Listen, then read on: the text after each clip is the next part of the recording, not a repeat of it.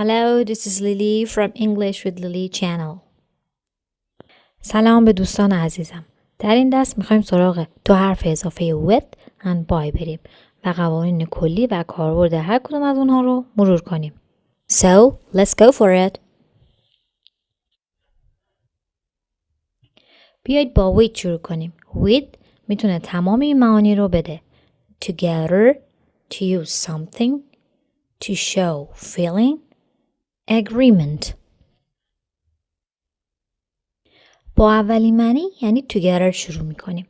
شما میتونید with رو برای با هم بودن اشخاص استفاده کنید. یعنی وقتی با کسی هستید میتونید از with استفاده کنید. این مثال رو ببینید. I was with Jane yesterday when the accident happened. وقتی تصادف شد من دیروز با جین بودم. این یعنی من به طور فیزیکی و در یک مکان پیشش بودم. همینطور with رو میتونیم با اشیا هم بیاریم وقتی که دو شی با هم هستن. مثل I like to eat my burger with mustard. دوست دارم ساندویچ همبرگرم رو با سس خردل بخورم. mustard یعنی سس خردل. پس with یعنی به طور فیزیکی با هم بودن. یک مورد خاص برای استفاده غیر رسمی از with وجود داره که معنی با هم بودن در یک رابطه رو نشون میده. Chris has been with Jane since last year. اینجا جین و کریس به طور فیزیکی در یک مکان نیستند و نبودن، اما اونها از پارسال با هم هستند. مثال بعدی. How long have you been with your boyfriend? اینجا هم with معنی با هم بودن به طور فیزیکی رو نمیده. یعنی with در این مثال معنی با هم بودن در یک رابطه رو نشون میده. همچنین معنی دیگه with داشتن چیزی هستش. Having something. I've never met someone with purple hair before. تا حالا کسی رو که موهای بنفش داره ندیدم. اینجا with purple hair یعنی شخصی که موهای بنفش داره. I'm looking for a new house with pool. دنبال خونه‌ای میگردم که استخر داشته باشه. اینجا هم with معنی داشتن رو میده. He quit because he needs a job with a better salary. اون کارشو ول کرد چون به شغلی نیاز داشت که حقوق بهتری داشته باشه. اینجا هم with به معنی داشتنه. همچنین with به معنی استفاده کردن از چیزی برای ساخت یه چیز دیگه است. She decorated the table with the candles. در اینجا او از شمع‌ها استفاده میکنه تا میز رو بچینه. He always does his homework with a pencil. او از مدادش استفاده میکنه تا تکالیفش رو انجام بده. دو مورد دیگه از کاربرد with وجود داره که کمتر رایجه. گاهی اوقات شما از with برای نشون دادن احساساتتون استفاده میکنین در حالی که دارین یه کاری دیگه هم انجام میدین. I'm writing this message to you with great sadness. شخصی که داره پیام رو مینویسه میخواد نشون بده در حالی که داره پیام رو مینویسه خیلی هم ناراحته. He opened the door with fear. اون در رو با ترس باز کرد. و آخرین کاربرد with موافق کسی بودن یا طرف کسی بودن هستش. به عنوان مثال اگر بگیم John is with you یعنی جان با نظر شما موافق هستش و طرف شماست. تصور کنید شما در جلسه ای هستید و همه در حال نظر دادن هستند اما شما با نظر مت موافق هستید.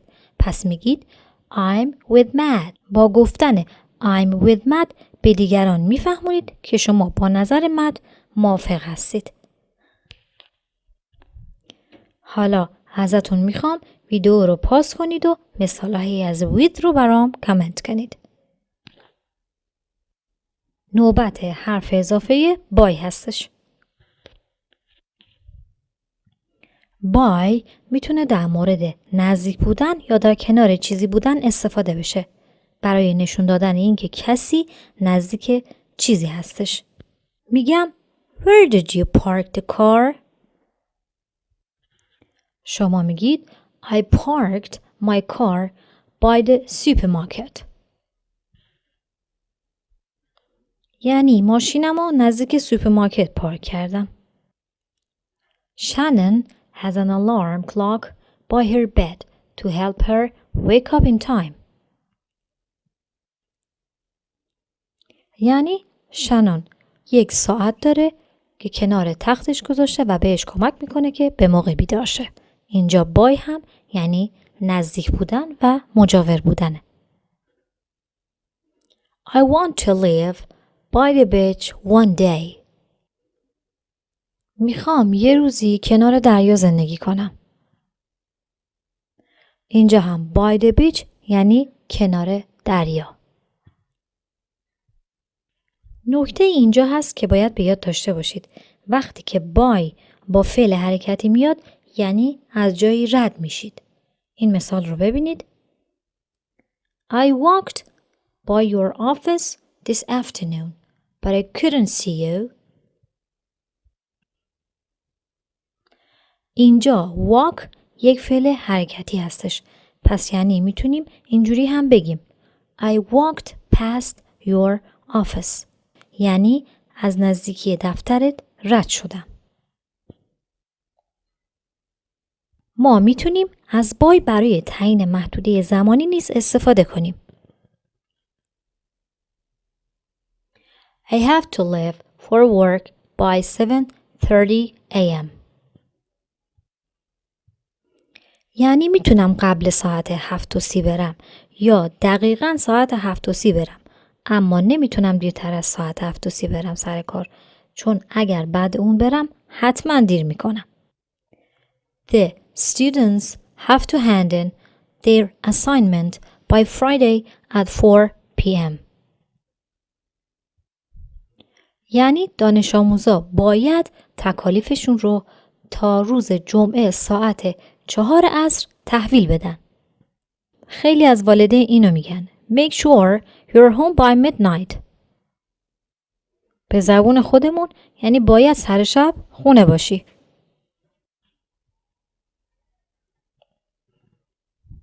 همچنین بای رو در جمله مجهول برای کسی یا چیزی که کاری رو انجام میده استفاده میکنند. I'd like my hair to be cut by Maria, please.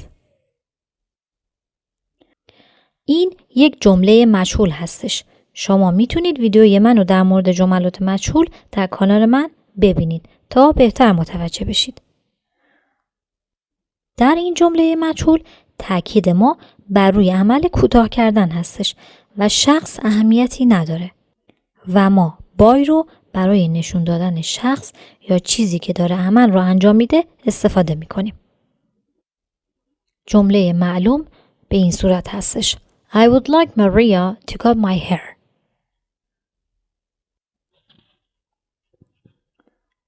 The flowers were delivered by a man I didn't know.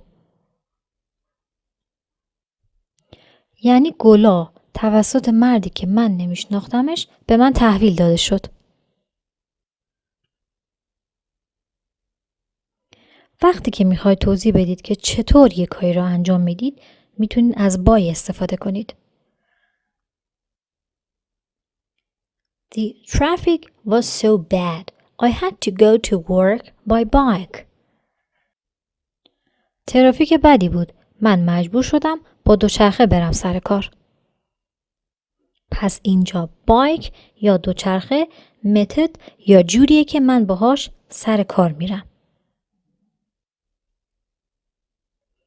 I'm losing weight by eating less and exercising more.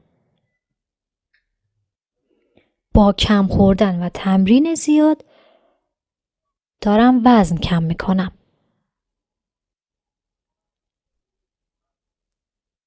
Improve your strength and balance by practicing yoga. یعنی به وسیله تمرین یوگا شما تعادل و قدرت بدنیتون رو افزایش میدید. اینها متدهایی هستند که شما رو به نتیجه میرسونن. کاربرد بعدی بای که خیلی در صحبت کردم کاربرده برای گفتن اینه که شما کاری رو به تنهایی و بدون کمک انجام میدید. به این صورت که بعد از بای یه ضمیر مفعولی یا reflexive pronoun میاد. ضمیر مفعولی I, myself, one, oneself, our, ourselves, you, yourself, them, themselves. و کنار این ضمایر مفعولی اگر بای بیاد یعنی توسط خود شخص انجام میشه به تنهایی و بدون کمک دیگران. پس بای رو وقتی که با ضمیر مفعولی میاریم یعنی اینکه اون کار رو میخوایم به تنهایی انجام بدیم. You can go home. I'm happy to clean up by myself.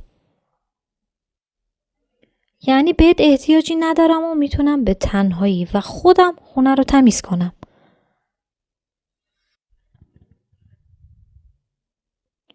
My nephew was ecstatic when he learned that he could ride his bike by himself. یعنی وقتی برادرزادم یاد گرفت که خودش دوچرخه سواری کنه خیلی ذوق زده شده بود. ecstatic یعنی خیلی خوشحال. گاهی اوقات در یک جمله هر دو حرف اضافه بای و وید رو میتونیم استفاده کنیم. اما ممکنه در معنی کمی متفاوت باشند. به این دو مثال دقت کنید. The movie was filmed by Jerry. The movie was filmed with underwater camera. فکر میکنید چه تفاوتی در معنی این دو جمله هست؟ در جمله اول by Jerry یعنی اینکه فیلم توسط جری فیلم برداری شده. اما در جمله دوم with به ما میگه که از چه چیزی برای فیلم برداری استفاده شده. در این دو مثال هم تفاوت هایی بین with and by وجود داره. I saw a lady with a dog. I saw a lady by the dog. در جمله اول with با هم بودن رو نشون میده. اما در جمله دوم by location یا جای اون خانم رو نشون میده که نزدیک سگش هست. برای اینکه ببینیم این درس رو بهتر متوجه شدید من چند تا تمرین براتون دارم که ازتون میخوام پاسخاتون رو برام کامنت کنید. و مطمئن باشید که من حتما چکشون میکنم. امیدوارم این درس براتون مفید بوده باشه. See you next time. Bye bye.